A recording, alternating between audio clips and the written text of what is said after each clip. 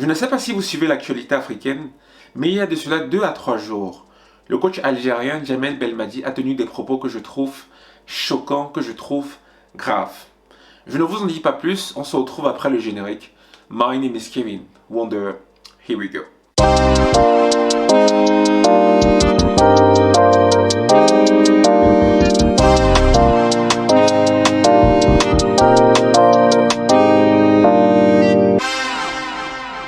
Hello, bonsoir et bienvenue sur la chaîne Wonder Show Society, sur laquelle nous abordons des thématiques sociétales, nous parlons de culture africaine, de psychologie sociale.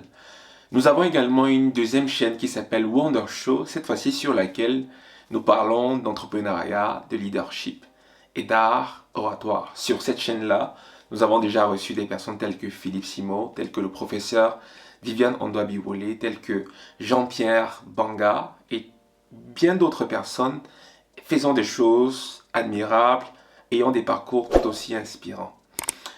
Nous vous invitons à faire 3 choses.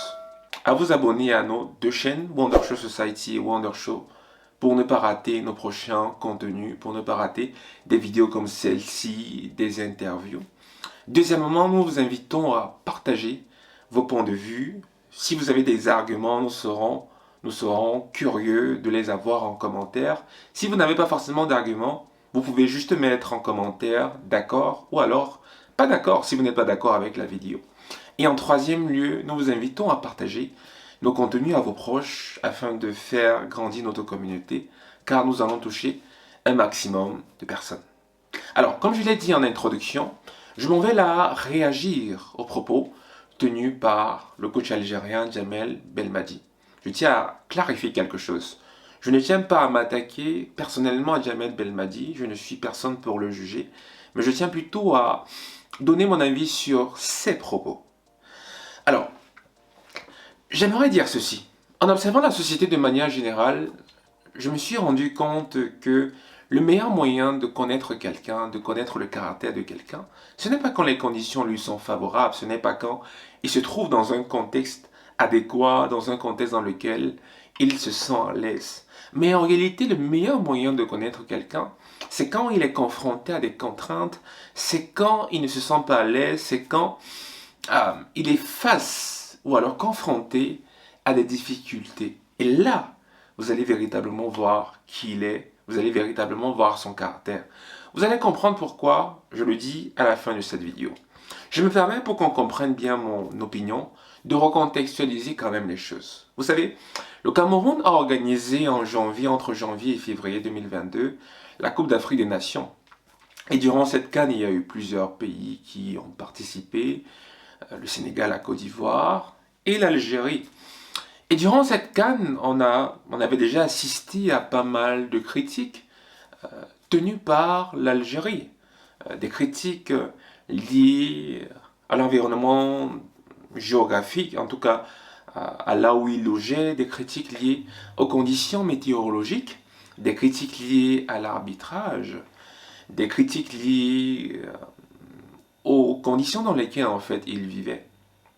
Jusque-là, c'est vrai que ça avait fait un battage médiatique, mais jusque-là, je pense que on a laissé passer, ou alors le monde entier a laissé passer cette vague. Ensuite, s'est tenu les barrages pour la Coupe du Monde. Et durant ces barrages, aller-retour, l'Algérie a affronté le Cameroun.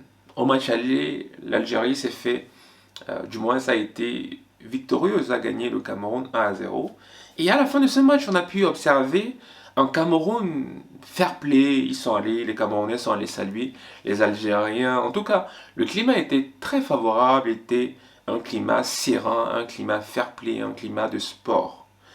Ensuite, on a assisté au match retour et c'est à partir de ce moment-là que, on va dire, les problèmes se sont accentués parce que le Cameroun, à la dernière minute, pour ceux qui ont regardé ce match, a gagné l'Algérie.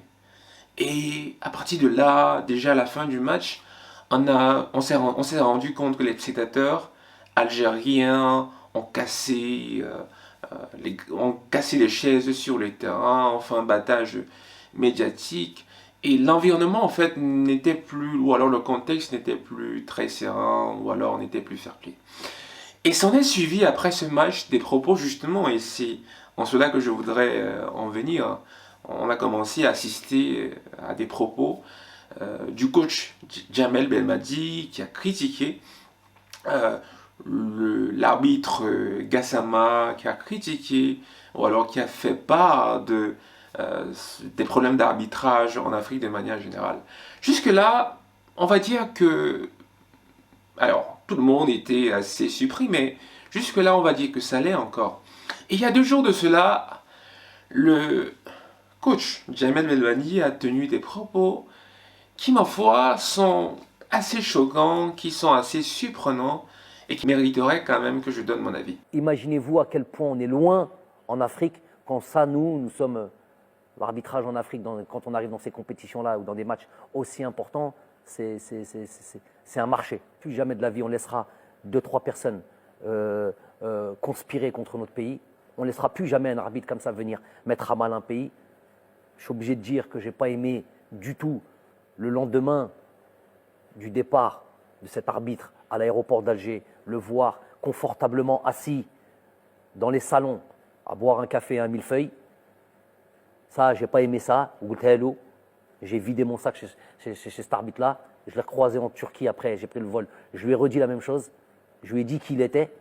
Mais ça, je n'ai pas aimé que nous puissions accepter ce genre de choses. Nous, quand on va dans ces pays, quand on va en Afrique, souvent, ce n'est pas ces traitements de faveur que l'on a. Heda, il a enlevé l'espoir de tout un peuple et on le laisse comme ça. Je ne dis pas qu'il faut le tuer, je ne dis pas qu'il faut le truc, mais Heda Haggar, Heda plus que Haggar. Donc ça, je n'ai pas apprécié. Il ne faudra plus jamais accepter ce genre de choses. Face à ces propos, j'ai 2 choses à dire. 2 remarques ou alors 2 observations à faire. La première chose que j'aimerais dire, c'est ceci. Pour ceux qui ne savent pas, l'Algérie a été déclarée championne de la Coupe d'Afrique des Nations en 2019.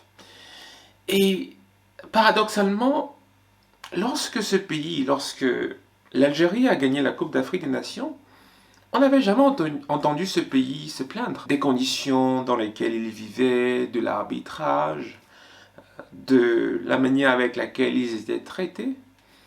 Mais c'est à partir du moment où ces derniers ont commencé à perdre des matchs, déjà l'élimination face à la Côte d'Ivoire, si je ne m'abuse, ensuite l'élimination de la Coupe du Monde. Et c'est à partir de ce moment-là qu'on a observé, en fait, ou alors qu'on a vu un autre visage de l'Algérie. Et je ne voudrais pas généraliser, mais je dirais plutôt de certains joueurs de l'Algérie, et précisément du coach algérien. Et je pense que cette situation met en avant un point fondamental qui a trait, j'ai envie de dire, au leadership. Parce que en observant certains leaders, en observant des personnes qui veulent grandir et qui veulent aller loin, vous allez vous rendre compte que cette personne, lorsque ça ne va pas, ne cherche pas des raisons, ne cherche pas le bouc émissaire. Et là, je m'en tiens aux propos tenus par une personne sur les réseaux sociaux. Ce dernier a dit quelque chose qui était très intéressant. Il a dit, les gagnants cherchent les solutions et les perdants cherchent les excuses.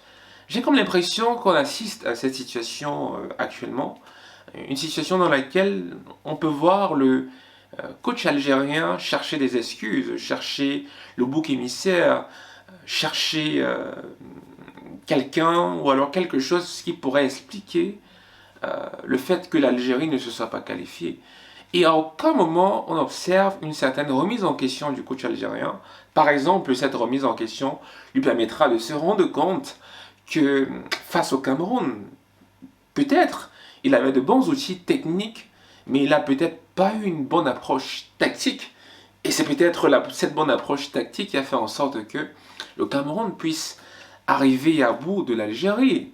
C'est peut-être un problème aussi de mindset, parce que les Camerounais, pour ceux qui connaissent la théorie du danger. Ah, c'est important. qu'est-ce que la théorie du danger? C'est quand tu sais que tu es en danger que tu n'es pas en danger. Or, quand tu ne sais pas que tu es en danger, c'est là où tu es en danger. D'accord. Les Camerounais, en fait, ont mis en avant cette théorie du danger. Et sont arrivés dans ce match en sachant qu'ils étaient en danger et donc ont tout fait pour gagner ce match. Donc pour revenir en fait au coach Jamel Belmadi, je trouve quand même ce comportement pas assez propre pour des compétiteurs quand on sait que les compétiteurs sont des personnes qui sont fair-play. Je tiens à rappeler que ça fait déjà presque un mois que le match retour s'est joué et jusqu'à présent, on assiste encore à des propos qui sont assez choquants, qui sont assez forts. Je vais encore aller plus loin et ce sera mon deuxième point de vue. Je pense que cette deuxième partie est vraiment importante. Je ne sais pas si vous avez vraiment écouté la vidéo ou alors le point de vue du coach Jamel Belmadi ces 2 à 3 derniers jours. Dans cette vidéo, en tout cas j'espère que ce n'était pas sa volonté, mais on semble en fait voir, apercevoir une certaine incitation à la violence. Parce que dans cette vidéo, il semble dire qu'il n'était pas content de voir l'arbitre Gassama. Je tiens déjà à rappeler, petite parenthèse, que la fédération gambienne a porté plainte à la FIFA contre ses propos parce que je les trouve très forts, très violents. Elle aussi, elle a trouvé très violents. Et je pense que l'Afrique, de manière générale, a trouvé, ou alors ont trouvé, les Africains ont trouvé ces propos très violents. Pour revenir, dans cette vidéo, en fait, on semble, le coach Jamel Belmadi semble sous-entendre une certaine conspiration et semble ainsi appeler les Algériens à une certaine violence. Parce que dans cette vidéo, on a comme l'impression qu'il voudrait dire que l'arbitre Gassama ne devait pas prendre sa tasse de thé à l'aéroport après avoir officié le match Cameroun-Algérie. Ça, c'est une chose. La deuxième chose, c'est de rappeler déjà que, pour être franc, que le contexte algérien souvent a été un contexte dans lequel, je veux dire le contexte footballistique algérien a été un contexte dans lequel on a souvent assisté à certaines violences. Rappelez-vous qu'en 2014, un Camerounais, en fait, un footballeur camerounais, a perdu la vie après un match durant lequel son équipe a perdu. Et les supporters algériens, d'après ce qui avait été dit, n'ont pas été contents de cette situation et lui ont lancé un projectile qui l'a tué. En tout cas, ça c'est l'histoire que j'ai pu voir sur France 24. Et en plus de cela, je tiens à préciser que à l'issue de cette défaite de l'Algérie vis-à-vis du Cameroun, le président de la Fédération algérienne de football a démissionné et dans les raisons qu'il évoque, on peut se rendre compte qu'il a reçu des menaces de mort, il a reçu des messages violents et dans le message en fait qu'il a énoncé pour justifier sa démission, on se rend compte qu'il fait mention d'un contexte footballistique algérien qui est assez violent, qui est assez difficile, qui est assez dur, où les gens ne savent pas faire preuve de fair play. Et quand on regarde ce contexte et quand on regarde en fait les propos tenus par Gassama, je pense que c'est inadmissible, je pense que ça ne devrait pas être le cas. J'espère en fait qu'il ne l'a pas fait de manière consciente.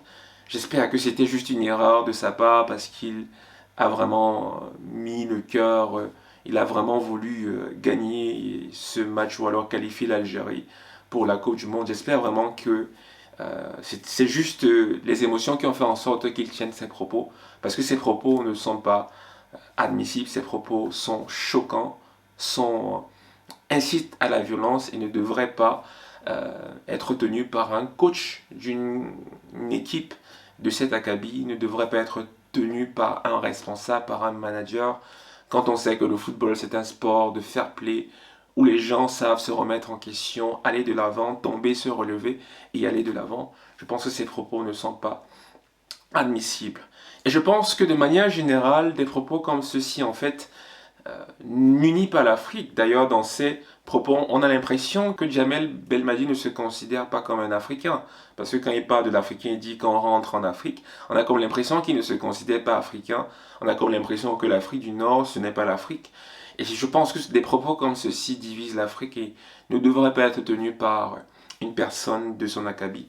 Mais en tout cas, moi je le considère comme un Africain et moi je l'appelle à revenir sur de meilleurs sentiments et à reconsidérer ses propos car ses propos sont choquants.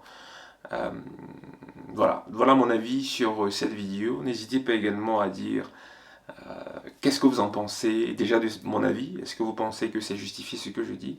mais aussi dites ce que vous en pensez, dites ce que ces propos vous ont suggéré, qu'est-ce que vous en avez pensé. On se retrouve pour une prochaine vidéo. My name is Kevin Wonder. Here we go.